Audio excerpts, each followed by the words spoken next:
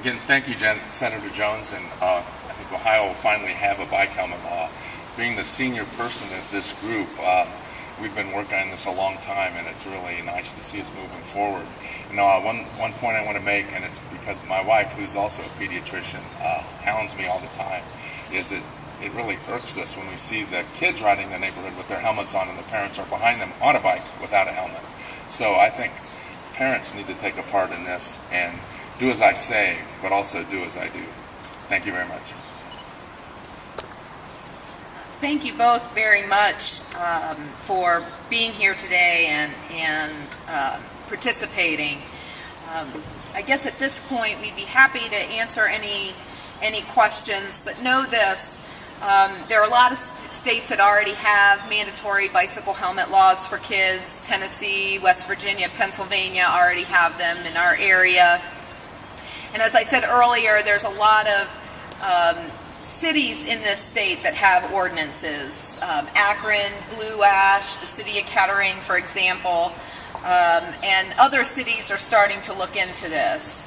So I think the last point that Dr. Denny made is a really important one, is the return on investment in our healthcare system. So a $10 bike helmet saves $41 per child. So over time, that's a really smart investment, not only to save a lot of lives and long-term impacts to traumatic brain injuries, but also to do those sorts of things that could save the system money. So we in Ohio need to be really mindful of that. So without any further ado, thank you all for being here and happy to take some questions. Can you walk us through what enforcement would look like? Would there be a ticket? So we're really in consultation with the communities that have already done these sorts of things. We know that law enforcement really uses their enforcement as a way to educate. So that a lot of these communities use incentives to be able to get children to participate. And so we're hopeful that sort of strategy that seems to be really successful in communities will continue. So I don't know if you want to add anything to that.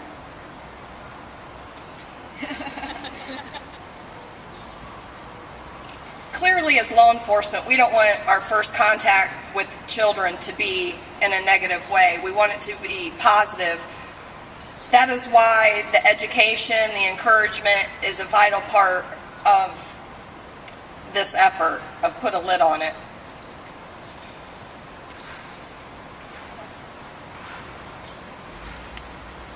Senator Jones, do you have any idea of what kind of reception this bill is going to get among your colleagues? They tend to resist government mandates and telling parents how to do it. So I'm kind of a realist, as you know, and I think a big part of these types of legislation requires a lot of education with colleagues about the importance of it. And what I take some solace in is how really sticking to not only the facts on the science behind it, in both how many accidents there are and the types of accidents and the amount of damage that we can prevent with a really small investment, but also the magnitude of the costs in the system for not doing that. And so I look to the booster seat law that we passed several General Assemblies ago, where there's the same sort of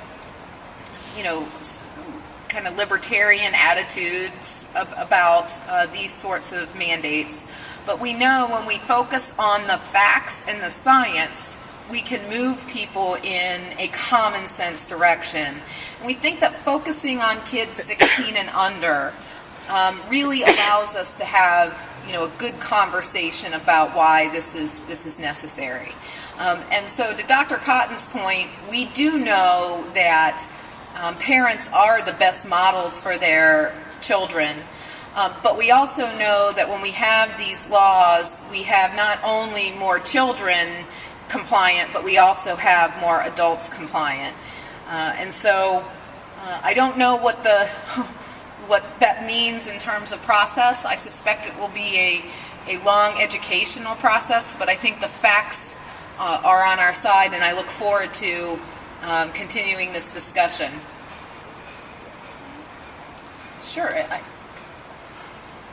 So just to follow up on Senator Jones' piece, you know, we've been talking about this with Senator Jones for 5 years. We've been doing Bike Helmet Awareness Week for 5 years, and we decided, you know, let's start with doing our due diligence. Let's start educating the community. Let's start handing out bike helmets. This year alone, with partnership with Department of Transportation, we handed out 9,300 helmets. We have helmet events going on in over 50% of Ohio's counties related to bike helmets. So we're doing that piece. We're getting the helmets out there. We're educating, but we're just really not seeing the needle move as far as helmet usage. So we feel like, you know, we've really done our due diligence of trying those other effective methods, and it's just not really doing what we need it to do. And so that's why we think the timing is right for this legislation. Thank you.